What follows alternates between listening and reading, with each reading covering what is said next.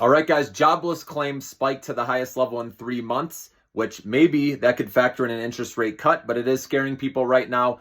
And also NVIDIA, retail traders are selling out of this. It went as low as 125 and now it's bouncing back this morning. Okay, I do like that, as you guys know. Once the market digests this, I believe these AI stocks will eventually go higher, but it might not be this week or next week. You have to be patient, okay? But we're already seeing a little reversal. So it's a buy the dip, sell the rip market. So you know I like NVIDIA.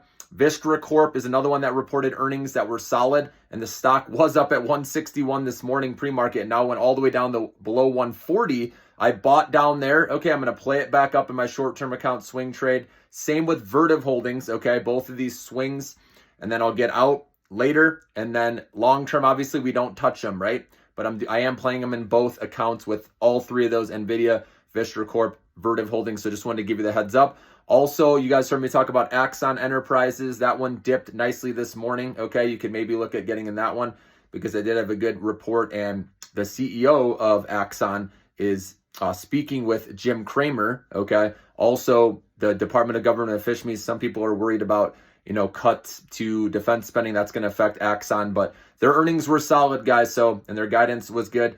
So it looks like that stock could potentially go higher after pulling back hard. Remember, after the one partner is now a competitor, but since they had good earnings and their guidance was solid, that's not an issue. So I think the stock can recover a little bit, but that's just the short-term swing trade for me.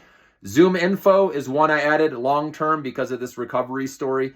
Again, it's going to take some time, but they had a killer earnings report. Like I said, they're buying back their own shares of the company. The CEO is buying shares, so it's insider buying. They authorized another $500 million in share buyback. So I really like this company to rally up. I think it could get eventually up to the 15s, for example.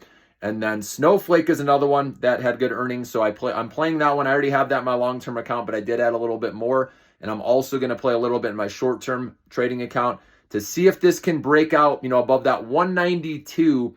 We really need to see it get above that resistance, and then we could see the 200s. But they had a stellar report. The CFO did step down, which maybe that puts a lid on the stock temporarily.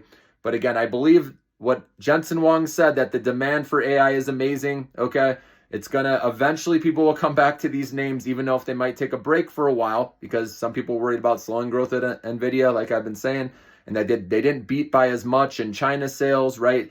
There's a lot of worries, but stocks climb a wall of worry, and I expect people eventually come back to this name with NVIDIA. And then remember, other AI-related stocks are moving with NVIDIA right now. That's why they all came down, because NVIDIA came down this morning, okay?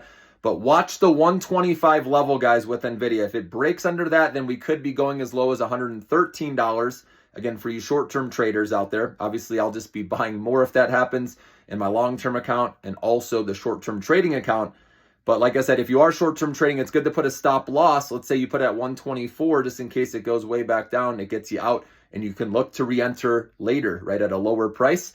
So that's what's great about using these stop losses during regular market hours, okay? So just wanted to give you my thoughts and what I'm doing.